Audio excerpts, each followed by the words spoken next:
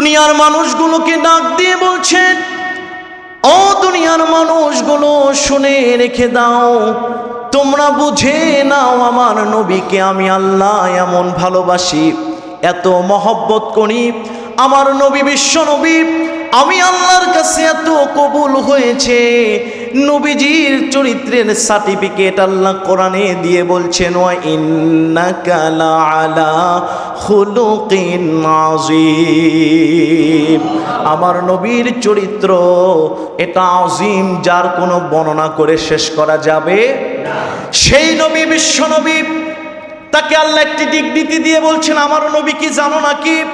কোরআনুল কারীম সূরা আম্বিয়া আয়াত নম্বর 7, সবার ঠোঁটের আয়াত, মুখস্থ আয়াত, সবাই বলুন, ওয়ামা আরসালনাকা ইল্লা রাহমাতাল লিল আলামিন।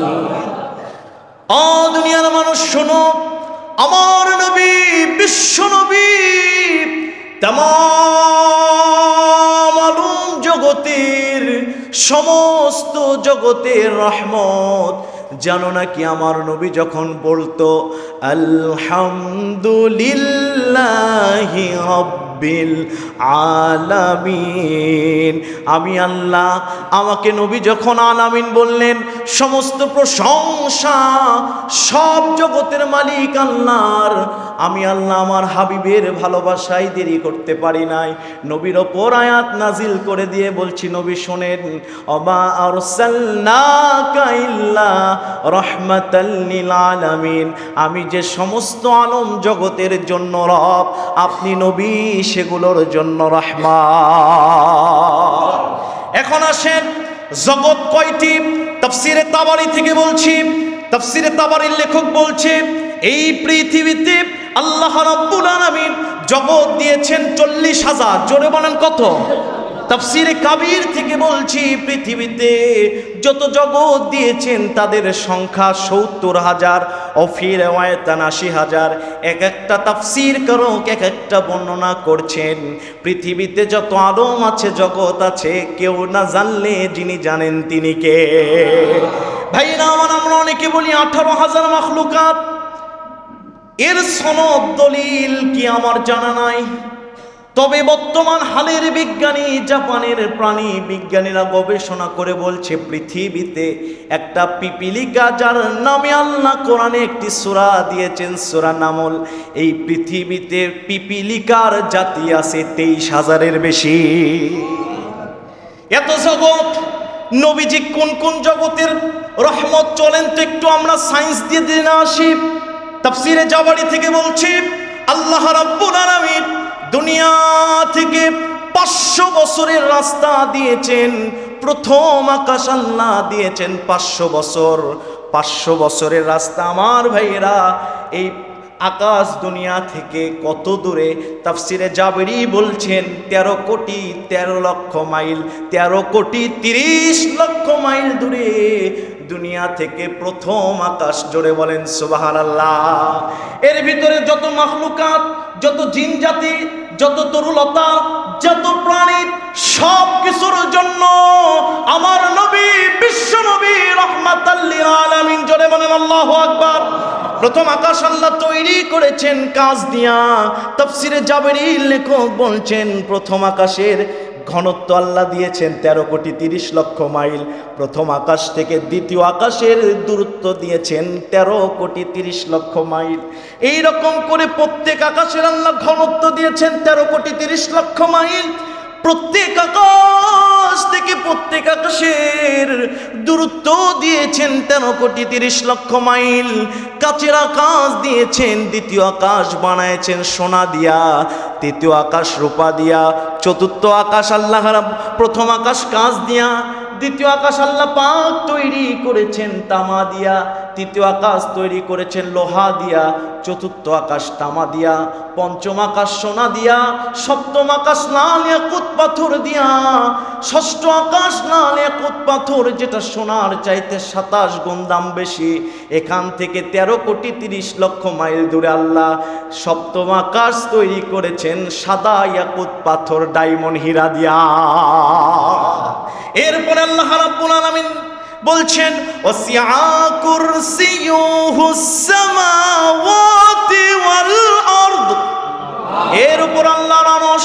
শুধু তাই নয়, নবীজি বলছেন এক একটা আকাশের কাছে আরেকটা আকাশ কত ছোট জানো নাকি? সাহারা মরুভূমির ভিতরে যদি কোনো আংটি কারো হেরে যায়, ওই আংটি মরুভূমির কাছে যেমন সামান্য, কোনো অস্তিত্বই থাকে না, সামান্য, আল্লাহর এক একটা আকাশের কাছে আরেকটা আকাশ ওই রকম সামান্য। শুধু তাই নয়, দুনিয়া থেকে সূর্য 9,30,00,000 মাইল দূরে। কথা বলেন, কথা বলেন। এই সূর্য আল্লাহ রাব্বুল আলামিন এত বড় বানাইছেন, কেন্দ্রের ব্যাস থেকে 30 লক্ষ মাইল দূরে সূর্য নক্ষত্র, যার কোনো অস্তিত্ব এই নক্ষত্রর যে কেন্দ্র আছে তার ভিতরে উল্লেখযোগ্য নয়, অতি সামান্য একটি নক্ষত্র। আল্লাহ পাক এই সূর্য দিয়া, আল্লাহ রাব্বুল আলামিন নক্ষত্র দিয়া, আমার আল্লাহ রাব্বুল আলামিন ব্ল্যাক হোল দিয়া, মিল্কি ওয়ে দিয়া আল্লাহ রাব্বুল আলামিন দিয়েছেন নিহারিকা পুঞ্জ।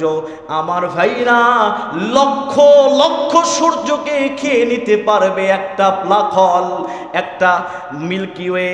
আমার ভাইরা এই লক্ষ লক্ষ ব্ল্যাক হোলকে খেয়ে নিতে পারবে এমন এমন নক্ষত্র আল্লাহ দিয়েছেন। আমার আল্লাহ বলছেন দুনিয়ার মানুষ আজ থেকে 14.5 বছর পূর্বে, 14,500 বছর, 1450 বছর পূর্বে ওই যে মদিনা মক্কার জমিনে আমার হাবিব বিশ্ব নবীকে আমি জন্ম দিয়েছিলাম রবিউল আউয়াল মাসের 12 তারিখে। মনে করছো সাধারণ তোমাদের মতো মানুষ? না না, যত নক্ষত্র, নিহারিকা পুঞ্জ, ব্ল্যাক হোল, সূর্য, তারা, যা কিছু আমি তৈরি করেছি, যত জগৎ তৈরি করেছি, তোমরা জানো না সমুদ্রের 20,000 কিলোমিটারের নিচে একটা জড় বস্তুকে ছেড়ে দিলে 200 টুকরায় পরিণত হবে, এমন পানির তেজক্রিয়তা। ওখানে হাজার হাজার মাস ওখানে জন্মগ্রহণ করে বেঁচে থাকে। তার নিচে আরো দিয়েছি সমুদ্রের শেষ স্তর আজ পর্যন্ত আবিষ্কার করতে পারো নাই। আমার সম্মানিত বান্দারা শুনে রেখে দাও, আমার দুলাল আমেনা ওই সমস্ত মাটির নিচে 7টা জগৎ তৈরি করে দিয়েছি। আমার দুলাল আমেনা বিশ্বনবী সব কিছুর জন্য রাহমাতাল লিল আলামিন। এজন্যই তো আমার নবীকে ভালোবাসবে। জোরে বলেন আল্লাহু আকবার। সম্মানিত ভাইরা আমার, আমি বেশি ব্যাখ্যা দিব না। নাম্বার 2, বিশ্ব নবীকে কেন ভালোবাসবো? কোরআনুল কারীম 3 নম্বর সূরাটির নাম সূরা নিসা, আয়াত নাম্বার 113। জোরে বলেন কত? আরো জোরে। 113 নম্বর আয়াতে আল্লাহ পাক বলছেন, দেখো দেখো আমি আমার বন্ধুকে কিভাবে হেফাজত করি। বন্ধুর দায়িত্ব যদি পালন করতে চাও, আমি আল্লাহ আর আমার হাবিবের বন্ধুত্বর ভালোবাসাগুলো বিশ্লেষণ করে নিজের জীবনে অঙ্গন করে না। আল্লাহ রাব্বুল আলামিন বলছেন, ওয়ালাউলা ফাদলুল্লাহি আলাইকা ওয়া রাহমাতুহু,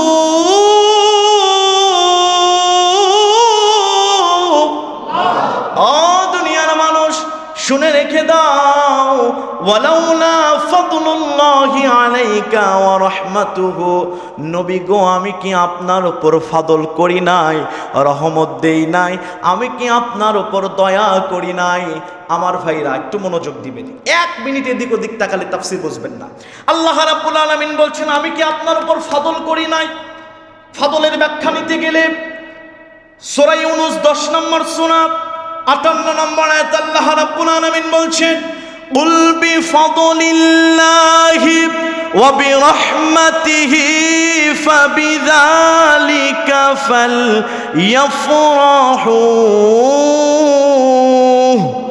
فبذلك فليفرحوا هو خير مما يجمعون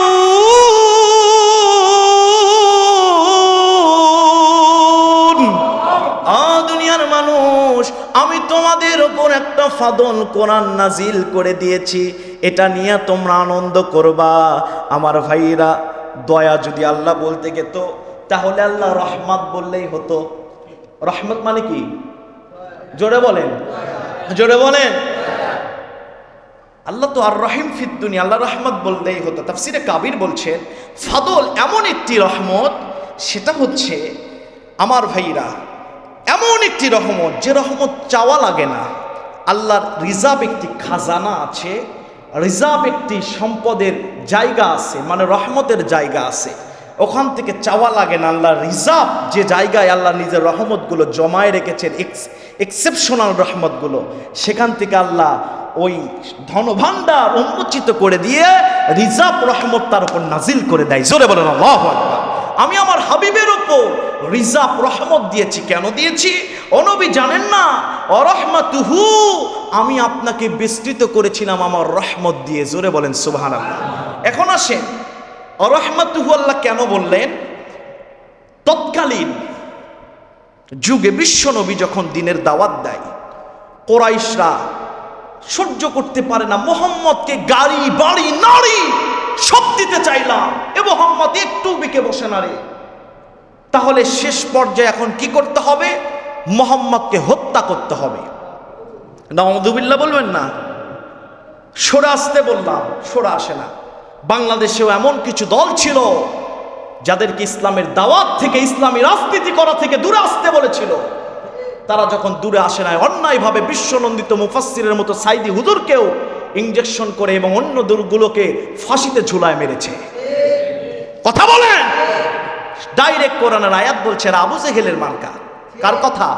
আল্লাহর কথা। ওই যুগে 11 জন গোত্র ছিল খুব ক্ষমতাশীল।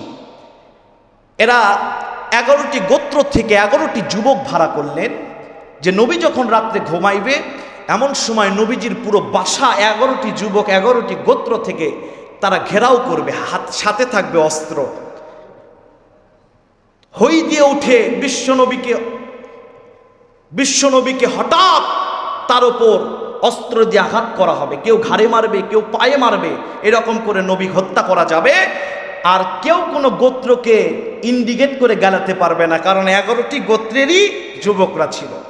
নবীজি যখন শুয়ে আছে, আল্লাহ পাক বলছেন, ও নবী, অরহমাতুহু, আমি আল্লাহ কি তাদের চোখের সামনে পর্দা ফেলে দেই নাই? আল্লাহু আকবার বলবেন না? আমি আল্লাহ ফেলে দিয়েছি, কারণ আপনি আমার বন্ধু, আমার দায়িত্ব আপনাকে হেফাজত করা। জোরে বলেন আল্লাহু আকবার।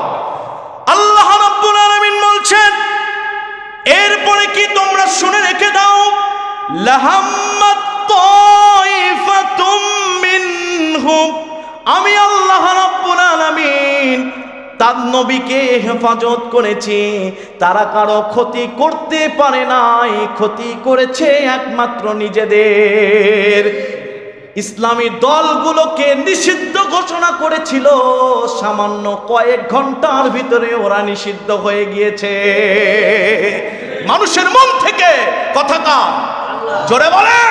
আল্লাহ রাব্বুল আলামিন বলছেন, এই কাজগুলো আমার, আমি আল্লাহ শুধু নবী নয়, নবীজি যে কোরআন রেখে গিয়েছে, যে সুন্নাহ রেখে গিয়েছে, এই দুটাকে মেনে যারা ইসলাম কায়েম করতে চায়, ওই মানুষগুলোকে, ওই দলগুলোকে, ওই ব্যক্তিগুলোকে আমি আল্লাহ পাক নিজ হাতে হেফাজত করি। টুডে অ্যান্ড টুমরো পৃথিবীর সমস্ত জালেমগুলোকে এমন নাস্তানাবুদ করি, বের যদি কোনোদিন হয় জুতা মারতে মারতে মানুষ গোস্তগুলো শুকুর শিগালকে খাওয়াবে। আল্লাহ বলছেন, এই কাম আমার। আল্লাহু আকবার বলবেন না? শুধু তাই নয়, আল্লাহ রাব্বুল আলামিন সুন্দর করে বলছেন, নবীজি, ওরা তো আপনাকে পথভ্রষ্ট করার চেষ্টাই করতো যদি আমার রহমত না থাকতো। যখন ফাঁসির মঞ্চে নিয়ে যাওয়া হচ্ছে ওই সময় বলা হচ্ছিল রাষ্ট্রপতির কাছে জীবন ভিক্ষা চাও, নিজেদের পথে নিয়েই নিত জানের মায়া দেখায়া। নবী গো আমি তা হতে দেই নাই। আল্লাহ বলছেন ইমানদারদেরকে আল্লাহ হতে দেয় না, কি করেছে? ইমানের নূর বাড়িয়ে দিয়েছে। সুবহানাল্লাহ বলে। নবী ওরাও আপনাকে পথভ্রষ্ট করতে চেয়েছিল, আমি আল্লাহ আপনাকে জিতায় দিয়েছি, রক্ষা করেছি। শুধু তাই না নবী গো শুনে রেখে দেন, এরপরে কি করেছি আমি আল্লাহ, শুনে রেখে দেন। ওয়া ইয়াদুররুনাকা মিন শাইইন ওয়া আনজালাল্লাহু আলাইকাল কিতাবা ওয়াল হিকমা। জোরে বলেন আল্লাহু আকবার। আমাদের জীবন সাফল্য হবে, পৃথিবীতে কোনো আয়াত যদি নাও মানেন, মানতে তা হবে ইমানদার। আমার মনে কয় এই একটি আয়াত মানলে তার জীবন সাফল্য হয়ে যাবে। এর ভিতর আল্লাহ শিক্ষা দিয়েছেন। আমি বলছি আল্লাহ রাব্বুল আলামিন বলছেন জানো না কি, আমি আল্লাহ হেফাজত করে আপনাকে দিয়েছি 1 নম্বরে কিতাব আল কোরআন। জোরে বলেন আল্লাহু আকবার। 2 নম্বর দিয়েছি হিকমা, প্রজ্ঞা। হিকমত কেউ দিতে পারে না, হিকমতের চাবিকাঠি কার কাছে? জোরে বলেন। সাইয়েদিনা লুকমান আলাইহিস সালামকে আল্লাহ হিকমত দিয়েছিলেন, বিশেষভাবে অনুবেক্ষণ করে কোনো কাজ সম্পাদন করা, এটা হিকমা। জোরে বলেন আল্লাহু আকবার। আমার ভাইরা, আল্লাহ রাব্বুল আলামিন বলছেন নবী গো, এবং আমি আপনাদেরকে যা জানতেন না আপনি তা আমি জানিয়েছি। তার মানে নবী গায়েব জানে? জোরে বলেন না, আল্লাহ যা জানায় ততটুকুই জানে। কথা বলেন। এরপরে নবী গো আমি আল্লাহ মহা অনুগ্রহ করেছি আপনার প্রতি। এখন আসেন আল্লাহ পাক তার নবীকে কি কি স্টেপ দিয়ে দিয়ে আল্লাহ রক্ষণাবেক্ষণ করলো, ঠিক কিনা বলেন? আমার আল্লাহ পাক বলছেন নবীর এই কথা শুনে কি শেষ হবে? তোমাদের জীবনে যদি তোমরা সাফল্য হতে চাও, 2টি কাজ তোমরা করবে, 2টি জিনিস আমি আল্লাহ দান করে দিব। সুবহানাল্লাহ বলবেন না? নাম্বার 1, 1 নম্বরে নিজেদেরকে এমনভাবে প্রস্তুত করতে হবে, গুনাহ থেকে মুখ ফিরায় নিয়ে আল্লাহর সন্তুষ্টির দিকে চেষ্টা করতে হবে, এমনভাবে যেন আল্লাহ ফাদল তার রহমতের খাজানা থেকে আমাদের রহমত করে। আপনি ঘুষ খান, আপনি সুদ খান, সুদ খাওয়া পার্টি বাংলাদেশে নাই। ওই যে এক জায়গায় ওয়াজ করতে গিয়ে শুনেছিলাম, এক চাচার কাছে গিয়েছে একজন এলাকা পাড়া প্রতিবেশী ভাতিজা, যে বলছে চাচা 2000 টাকা দেন, খুব দরকার। বলতেছে এই আমার হাতে কোনো টাকা নাই, টাকা চাবি না। বলছে চাচা টেনশন নিয়ে না, আজ শুক্রবার, আগামী শুক্রবারে 1250। কত টাকা লাভ? 250। বলছে আরে পাগল, হাতে কি টাকা থাকে? টাকা তো বাসায় আছে। বাসায় গিয়ে টাকা বের করে দিয়ে বলছে যদি আরো লাগে নিস, তোর চাচিও কিন্তু এই কাজ করে, তাড়াতাড়ি কর, মসজিদে গিয়ে আমি মাগরিবের নামাজ জামাতে ধরব। এই কাজ যদি করে রহমত আসবে না। যত হুজুর কেন, জিব্রাইলও যদি দোয়া করে, দোয়া কবুল হবে না। আপনাকে এমন ভাবে নিজেকে প্রস্তুত করতে হবে যেন আপনার রহমত আছে। কিছু কিছু মানুষ দেখবেন তাহাজ্জুদের নামাজে কান্নাকাটি করে, জীবনের অনেক বড় বড় বিপদ আল্লাহ মুছায়া দেয়। কি জন্য? এটাই ফাদল, এটাই আল্লাহর রহমত। আল্লাহ বলছে প্রস্তুত করো নিজেকে, আমি আল্লাহ দিয়ে দিব। সুবহানাল্লাহ বলে। নাম্বার 2, তোমাদের কাজ হচ্ছে কিতাবের জ্ঞান তোমাদের লাগবে। তোমরা চলতে পারবে না একা কোরআন ছাড়া, ঠিক কিনা বলেন? কোরআনের জ্ঞান তোমাদের লাগবে। যদি এই জ্ঞান তোমরা নিজেদের ভিতরে নিতে পারো, আমি আল্লাহ কোরআনের জ্ঞান নেওয়ার কারণে তোমাদেরকে হিকমত দান করে দেব। সুবহানাল্লাহ বলেন। আর তোমরা জানো না কি, আমার নবীকে আমি কেন এত হেফাজত করলাম? কি জন্য হেফাজত করলাম? ওই জন্য হেফাজত করেছি ওয়া কানা ফাদলুল্লাহি আলাইকা আযীমা। জোরে বলেন আল্লাহু আকবার। আযীম শব্দ আল্লাহ 4 জায়গায় ব্যবহার করেছে। কয় জায়গায়? একটা বলেছেন আরশুল আযীম, একটা বলেছেন আযাবুন আযীম, একটা বলেছেন ওয়া ইন্নাকা লাআলা খুলুকিন আযীম, নবীর চরিত্রকে বলে। আরেকখানে বলছে আযীম। আযীম শব্দের অর্থ যার শুরু আছে শেষ নয়। পৃথিবীর কোনো দাঁড়িপাল্লায় তার বিশালত্ব মেপে শেষ করা যাবে না, যাবে না। জোরে বলেন আল্লাহু আকবার। আল্লাহ পাক বলছেন এমন ফদল, এমন রহমত, এমন কোরআন তোমাদেরকে দিয়েছি যার বিশালত্ব তোমরা বর্ণনা করে শেষ করতে পারবে না। চিৎকার দিয়ে বলেন আল্লাহু আকবার। তাহলে আমার নবীকে এই জন্য ভালোবাসবে, আমার নবী এমন মানুষ ছিলেন যার উপর আল্লাহ খাজানা দ্বারা রহমত নাজিল করেছে। আমার নবী কোরআন মেনেছে, আল্লাহ হিকমত দিয়েছে, আর এই নবীর ওপর আল্লাহ ঐশবানী আল কোরআন নাজিল করে দিয়েছেন। চিৎকার দিয়ে বলেন আল্লাহু আকবার। সম্মানিত ভাইরা আমার, 3 নম্বরে বিশ্ব নবীকে কেন আমরা ভালোবাসবো, নবীকে কেন মহব্বত করব? কোরআনুল কারীম 33 নম্বর সূরা, সূরাটির নাম সূরা আহজাব, আয়াত নাম্বার 45-46 নম্বর আয়াতে বলছেন, আল্লাহ রাব্বুল আলামিন বলেন, ইয়া আইয়ুহান নাবিয়্যু ইন্না আরসালনাকা শাহিদাও ওয়া মুবাশশিরাও ওয়া নাযীরা। হে রাসূল, 3টি জিনিস আমি আপনাকে দান করেছি গো রাসূল, যে 3টি জিনিস পৃথিবীর কাউকে দেই নাই। 1 নাম্বার শাহিদা, আপনাকে সাক্ষ্যদাতা হিসাবে আমি প্রেরণ করেছি। নবী আবার কি সাক্ষ্য দিবে? তাফসীর কারকরা বলছেন, কিয়ামতের দিন আল্লাহ রাব্বুল আলামিন বিশ্ব নবীকে এমন সাক্ষী দাতা বানাবে, হযরত মুসা নবীকে বলবেন, মুসা গো, তুমি কি আমার আনিত আমার দেওয়া কাজ কি তুমি সঠিকভাবে পুঙ্খানুপুঙ্খভাবে পালন করেছো নাকি? আল্লাহ নবী হযরত মুসা বলবেন, আয় আল্লাহ, সব তো আমি পালন করেছি। যখন মুসা বলবেন, আল্লাহ বিশ্ব নবীকে এনে বলবেন, নবী গো, আপনি সাক্ষ্য দেন মুসা কি সবকিছু পালন করেছে নাকি? সুবহানাল্লাহ বলেন। আমার নবী বিশ্ব নবী এসে বলবেন, আল্লাহ কোরআনে মুসা নবীর কথা বলেছিলেন, মুসা নবী তার কওমকে দাওয়াত দিয়েছে, নূহ নবী দাওয়াত দিয়েছে, আমি বিশ্ব নবী সাক্ষ্য দিচ্ছি। জোরে বলেন সুবহানাল্লাহ। মুসলিম শরীফের হাদিস 4 নম্বর খণ্ড, বিশ্ব নবী বলেন, আনা সাইয়্যিদুল ওয়ালাদিন আদামা, আনা সাইয়্যিদুল ওয়ালাদিন আদামা ইয়াউমাল কিয়ামা ওয়া আউওয়ালু মিন ইয়াশফাক আনহুল কবর ওয়া আউওয়ালু শাফা ওয়া আউওয়ালু ইয়াশফা। জোরে বলেন আল্লাহু আকবার। আল্লাহর নবী বলছেন, আমি বিশ্ব নবী আদম সন্তানের ভিতরে শ্রেষ্ঠ পুরুষ, শ্রেষ্ঠ সন্তান। আমি বিশ্ব নবী পৃথিবীতে সর্বপ্রথম কিয়ামতের দিন কবর থেকে আমি আগে উঠব। শুধু তাই নয়, আমি বিশ্ব নবী সর্বপ্রথম তোমাদের জন্য শাফাত করব। আমি বিশ্ব নবীর শাফাত সর্বপ্রথম কবুল করে নেওয়া হবে।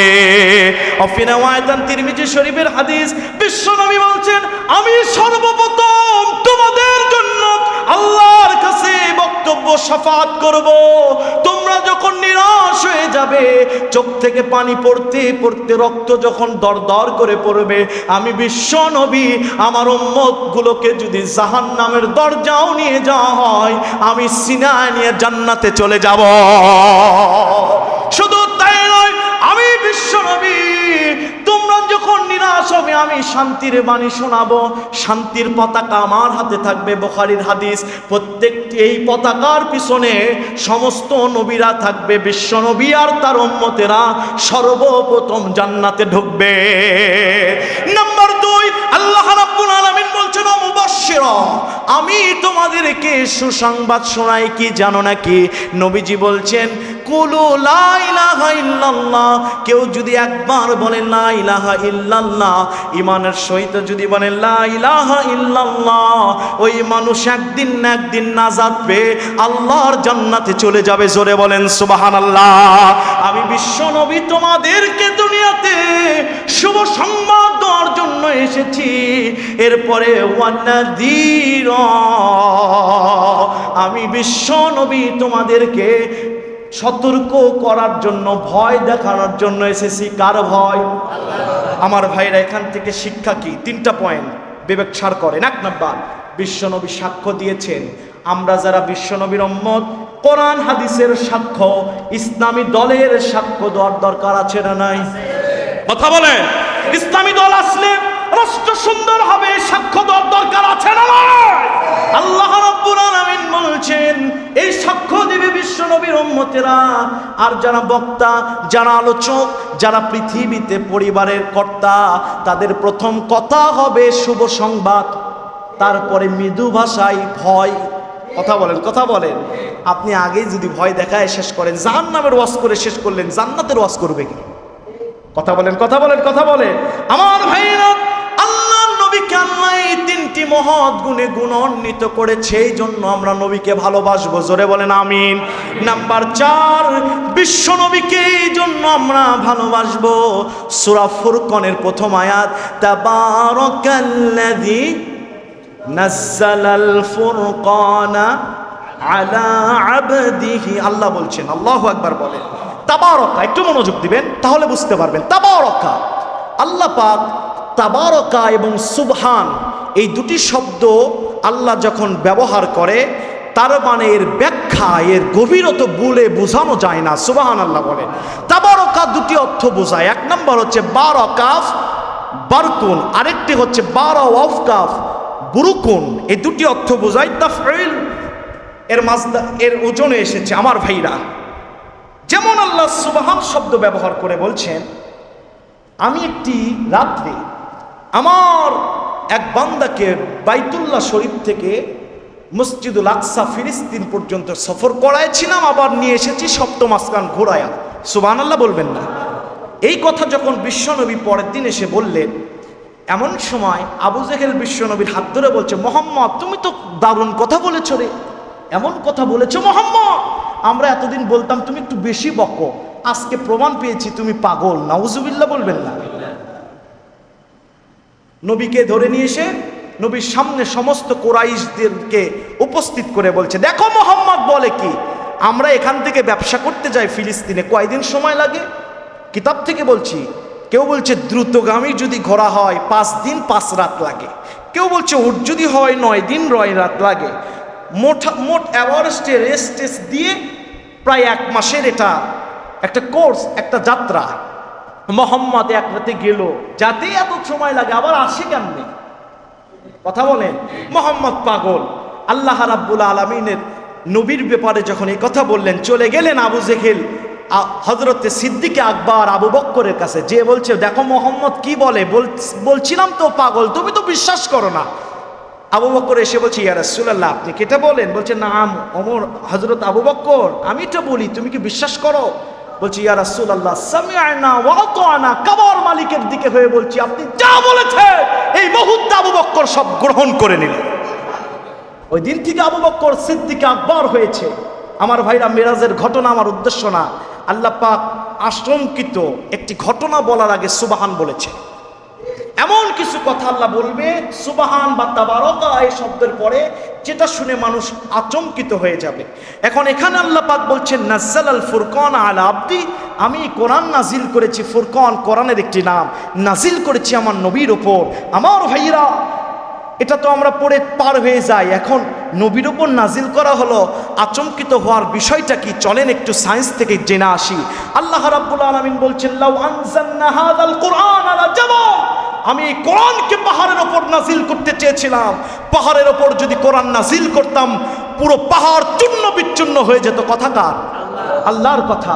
এই কোরআন আমি পাহাড়ের ওপর দেই নাই। বর্তমান সায়েন্স বলছে, মাউন্ট এভারেস্ট সহ যত পাহাড় আছে, ওপরে যতটুকু আছে মাটির নিচে ঠিক ততটুকু আছে। সুবহানাল্লাহ। আগামীকাল বাড়ির যেয়ে বলেন আরো জোরে, আরো জোরে। মাটির নিচে আমি আল্লাহ প্যারেক করে দিয়েছি। এত বড় পাহাড়ের ওপর কোরআন নাজিল করতে চেয়েছি, কোরআনের ভারীর কারণে পাহাড় নেয় নাই। আমাদের কাছে কোরআন ওই যে দাড়ি পাল্লায় মাপলে 1-1.5 কেজি, তাই তো? তাই তাই তাই আমার ভাইরা একটু সার করেন, কোরআন কত বড়, কোরআন যে আল্লাহ ফাদল বলেছেন এর ব্যাখ্যায় আমি বলছি। আমার ভাইরা, আল্লাহ রাব্বুল আলামিন বিশ্বনবীর উপর কোরআন নাজিল করেছে কোন কিতাব? যে কিতাব 1450 বছর পূর্বে বিশ্বনবীর উপর নাজিল করে দিয়েছিল, যে কিতাব কিয়ামতের আগ দিন পর্যন্ত, কেন 24 সাল, কিয়ামতের আগ দিন পর্যন্ত কোটি বছরও যদি দুনিয়া থাকে, কোটি বছরের যত সমস্যা আসবে সব সমস্যার সমাধান এ কোরআন দিতে সক্ষম। সেই কোরআন আমি বিশ্বনবীর উপর নাজিল করে দিয়েছি। এই কিয়ামত পর্যন্ত যত সমস্যা আসবে সব সমস্যার সমাধান আমার নবীজি তার প্র্যাকটিক্যাল এই 23টি বছর নবুয়তের জিন্দেগি বিশ্বনবী সেই 23টি বছরে প্র্যাকটিক্যাল করে দেখাবে মানুষগুলোকে। এজন্য কোরআন বড়, কোরআনের ভার বেশি। আমি বোঝাতে গিয়ে বলি, ডক্টর ইউনূস বর্তমানে আমাদের অন্তর্বর্তীকালীন সরকার, তার 5 মিনিট আর আমাদের 5 মিনিট কি সমান? কথা বলেন। তিনি দেশের দায়িত্ব, বিশাল বিশাল বিশাল সিদ্ধান্ত তাকে নিতে হয়। তার 5 মিনিট আমার 5 মিনিট সমান নয়। ঠিক তেমনি বিশ্বনবীর দায়িত্ব শুধু বাংলাদেশ নয়, বিশ্বনবীর দায়িত্ব শুধু আমেরিকা নয়, বিশ্বনবীর দায়িত্ব এই পৃথিবীর সমস্ত 200-এর উপর দেশ নয়, তাম পৃথিবীতে 70 থেকে 40,000 জগৎ। এরপরে কিয়ামতের আগ দিন পর্যন্ত যতদিন পৃথিবী টিকে থাকবে ততদিনের দায়িত্ব নিজের জীবনে বাস্তবায়ন করার নাম এই কোরআন। চিৎকার দিয়ে বলেন আল্লাহু আকবার। এতদিনের দায়িত্ব বিশ্বনবী নিজের জীবনে প্র্যাকটিক্যাল বাস্তবায়ন করবে, এই হচ্ছে কোরআনের ওজন। চিৎকার দিয়ে বলেন আল্লাহু আকবার। তা ফাদল বলে কেউ শেষ করতে পারবেন না, এত বড় গুরু দায়িত্ব দেওয়া হয়েছিল আমার নবীর ওপর। নবীজির ওপর শীতকালে যখন কোরআন নাজিল হতো নবীজির শরীর থরথর করে কাঁপতো। নবীজি যখন ঘোড়ার ওপর বসে থাকতো নবীজির ঘোড়া মাটির নিচে পা ডিবিয়ে যেত। ওই শিবানীর ভারী আছে না নাই? আমরা মুফাসসির যখন কোরআন থেকে কথা বলি আমাদেরও একটা শক্তি কাজ করে। আল্লাহু আকবার বলবেন না? এটা কোরআনের শক্তি, কোরআনের শক্তি। আমার ভাইরা, আল্লাহ রাব্বুল আলামিন বলছেন এই জন্য আমার নবীকে তোমরা অনুসরণ করবে। এজন্যই তো লাকাদ কানা লাকুম ফি রাসূলিল্লাহি উসওয়াতুন হাসানা, তোমাদের জন্য মডেল বানাইছি বিশ্ব নবীকে। সুবহানাল্লাহ বলেন। আমার ভাইরা, এরপরে আসেন, আমি 2 মিনিটে যদি 4টি শিক্ষা বলি কষ্ট হবে? হবে? 2 মিনিটে বিশ্বনবী সাল্লাল্লাহু আলাইহি সাল্লামের জীবন থেকে, যেহেতু সিরাতের মাস, শুধু কিচ্ছা কাহিনী নবীজির জন্ম বৃত্তান্ত হ্যাঁ বলা যাবে, কিন্তু জুমা থেকে শিক্ষার দরকার আছে না নাই? জোরে বলেন আছে না নাই? আমার ভাইরা, এখান থেকে মৌলিক শিক্ষা আমাদের 4টি। জোরে বলেন কয়টি? আমি 10টার ওপর বানাইছি, 10টার ওপর বানাইছি। আজকে 4টি আপনাদের কাছে বলবো। 1 নাম্বার, নবীজি বিশ্বনবীর নবুয়তের জীবনে 23 বছর, এটা শুধু এককেন্দ্রিক মানুষের জন্য নয়, এটা সার্বজনীন। জোরে বলেন আল্লাহু আকবার। আপনাকে বিশ্বাস করতে হবে বিশ্বনবী শুধু মুসলমানের নবী নয়, বিশ্বনবী শুধু হিন্দুর নবী নয়, তাম পৃথিবীর যত মাখলুকাত আছে সবার জন্য বিশ্বনবী সমান। আমার বিশ্বনবীর এই সার্বজনীন হওয়ার দলিল সূরা সাবা 34 নম্বর সূরা আয়াত নাম্বার 28। আল্লাহ পাক বলছেন ওমা আরসালনাকা ইল্লা কাফাতাল লিন্নাস বাশীরাও ওয়া নাযীরা। আল্লাহ পাক বলছেন আমি আমার নবীকে तमाम পৃথিবীর সবার জন্য বানাইছি। আপনাকে বুঝতে হবে, আপনি বলেন নবী সার্বজনীন মানি, কিন্তু এই কালে এসে এই যে টাকনুর নিচে কাপড় পরা কেমন যেন লাগে না? বিশ্ববিদ্যালয়ে যাই, সমস্ত বন্ধু টাকনুর নিচে কাপড় পরে, আর আমি টাকনুর ওপরে পরবো, কেমন জানি লাগে। কথা বলেন, কথা বলেন, কথা বলেন, এটা কেমন জানি লাগে। বিশ্বনবী টুপি পরে, আমার পড়তে কেমন জানি লাগে। আপনি মানেন না, সেটা পরের বিষয়। কেমন জানি লাগে যখনই বলেছেন ইমান চলে গেছে, চলে গেছে। রাসূলের নবুয়ত সার্বজনীন, আপনি মানতে পারেন না, আপনার ইমান চলে গেছে। কথা বলেন, কথা বলেন, ইমান চলে গেছে। কাজেই নবীর সমস্ত সুন্নত সার্বজনীন, সবার জন্য গৃহীত। জোরে বলেন আল্লাহু আকবার। নাম্বার 2, বিশ্বনবী সাল্লাল্লাহু আলাইহি সাল্লামের নবুয়তের মাধ্যমে পৃথিবীতে কোরআন নাজিল, ওহী আসা বন্ধ হয়ে গিয়েছে। এটা আপনাকে বিশ্বাস করতে হবে। আমরা জানি আমার মসজিদে সবাই তা বিশ্বাস করে, কিন্তু বাংলাদেশে এক্সেপশনাল একটি গ্রুপ আছে যেটা হচ্ছে কাদিয়ানি। এরা সব মানে, নবীকেও মানে, কিন্তু নবীকে শেষ নবী মানে না। আছে না নাই?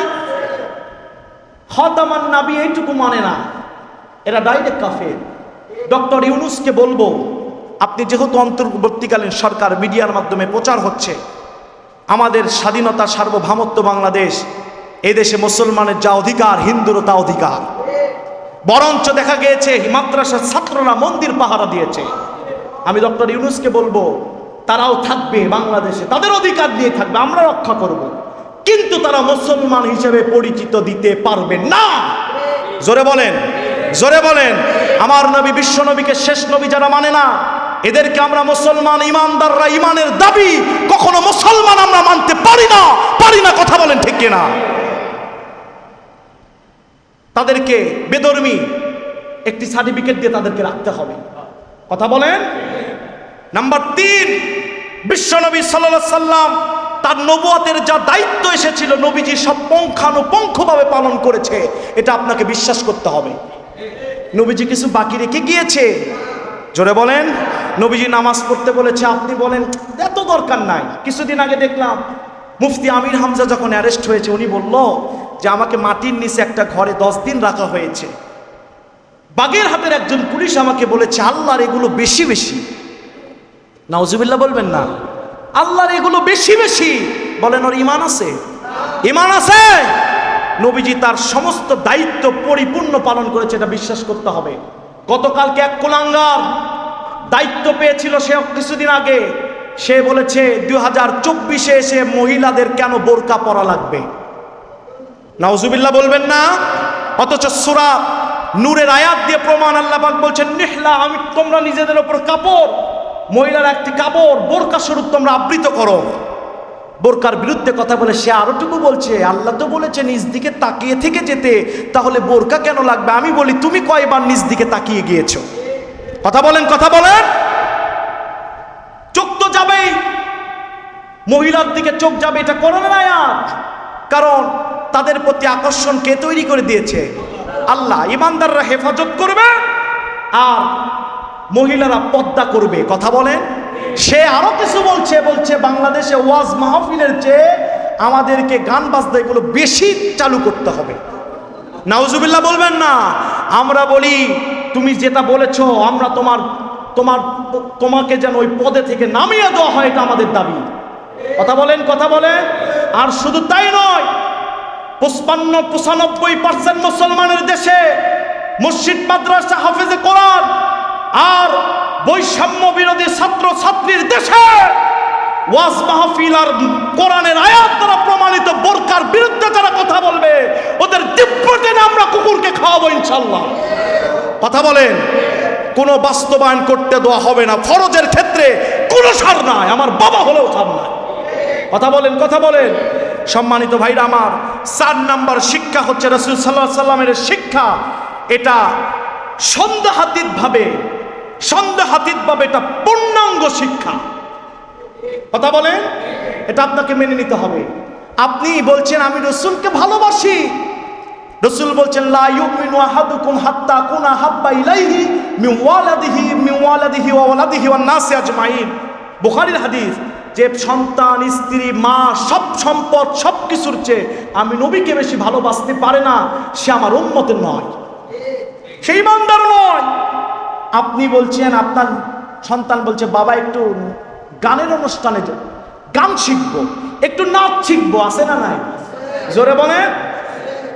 আপনি সন্তানকে নাচ শেখানোর জন্য মাস্টার দিয়েছেন, গান শেখানোর জন্য মাস্টার দিয়েছেন, সন্তানকে হলে নিয়ে যে মাসে একদিন সিনেমা দেখে নিয়ে আসছেন, আর বলছেন আমি রাসূলকে খুব ভালোবাসি।